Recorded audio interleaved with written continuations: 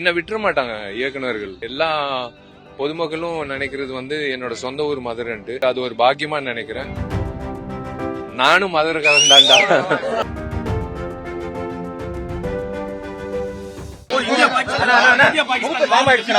எனக்கு இதே தெருவுல வந்து திமிரு படப்பிடிப்பு நடத்தணும் 2006. 19 வருஷம் கழிச்சு இந்த கோயிலுக்கு வந்திருக்கேன் நிறைய முறை. இது கோயிலுக்கு வரும்போது ஒரு வைப்ரேஷன் இருக்கு.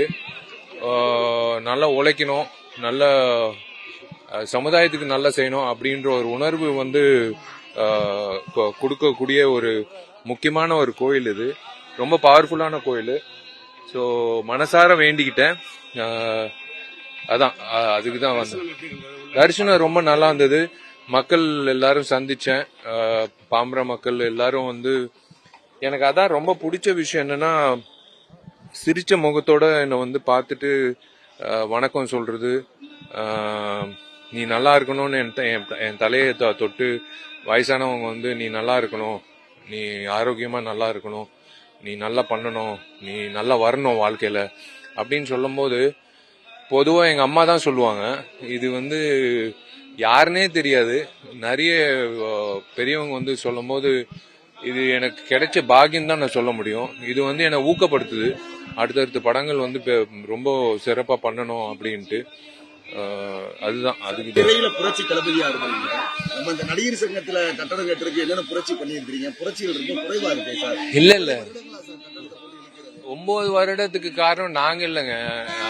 ஒருத்தர் வந்து 4 மாசத்துல முடிக்க வேண்டிய கட்டிடத்தை வந்து தேவையில்லாம ஒரு எலெக்ஷனை நடத்தி, அந்த எலெக்ஷன் நடத்தினதுக்கு அப்புறம் கவுண்டிங்ன்ற பேர்ல ஒருத்தர் கேஸ் போட்டு அது ஒரு 3 வருஷம் தள்ளி போட்டு அதுக்கப்புறம் வந்து கரோனா வந்தது. இதெல்லாம் பார்க்கும்போது 9 வருஷம் கடந்து போயிடுச்சு. இது 3 வருஷத்துல முடிக்க வேண்டிய ஒரு விஷயம். பட் இருந்தாலும் இன்னொரு 4 மாசத்துல வந்து இந்த கட்டடம் வரும், பெருசா வரும். தமிழ்நாடு கதைக்கிழமை படம் அமைஞ்சா பண்ணுவீங்களா? ஜல்லிக்கட்டு, சிலம்பம் இதை பேஸ் பண்ணி மீண்டும் என்ன விட்டுற மாட்டாங்க இயக்குனர்கள். ஏன்னா நான் மதுரைக்காரன் தான் அப்படின்னு இயக்குனர்கள் மட்டும் இல்ல, இங்கிட்ட இருக்கிற வசிக்கிற எல்லா பொதுமக்களும் நினைக்கிறது வந்து என்னோட சொந்த ஊர் மதுரைன்ட்டு. நான் அந்த வகையில வந்து அது ஒரு பாக்கியமா நினைக்கிறேன். கண்டிப்பா நான் பண்ணுவேன். நானும் மதுரைக்காரன் தான்டா.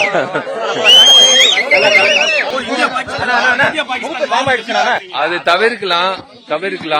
இது வந்து தூண்டி விட்டு இது வந்து தேவையில்லாத ஒரு எஸ்கலேஷனு தவிர்க்கலாம். ரொம்ப கஷ்டப்பட்டு நம்மளை பாதுகாக்கிற ராணுவ வீரர்கள் வந்து இழக்கிறது வந்து பார்க்கும்போது ரொம்ப கஷ்டமா இருக்கு. பேப்பர்ல படிக்கும் போது அவங்க எவ்வளவு கஷ்டப்படுறாங்கன்னு எங்களால ஓரளவுக்கு உணர முடியும். ஆனா அங்கிட்டு போய் பார்க்கும்போது தான் தெரியும் அவங்க எவ்வளவு கஷ்டப்படுறாங்க நம்ம எல்லையை காக்குறது. வார் வந்து தேவையே இல்லைங்க. இப்போ war is not necessary at all. ஏன்னா பவுண்டரிஸ் போட்டாச்சு ஒவ்வொரு கண்ட்ரிக்கு. ஸோ அந்த வகையில வந்து அதை மையப்படுத்தி எல்லாரும் வந்து அது புரிஞ்சுக்கிட்டு புரிதலோட செயல்பட்டாங்கன்னா வாரே தேவையில்லை. ஆக்சுவலி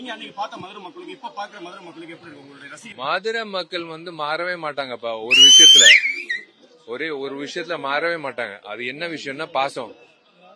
அது பாசம், ரெண்டாவது உணவு.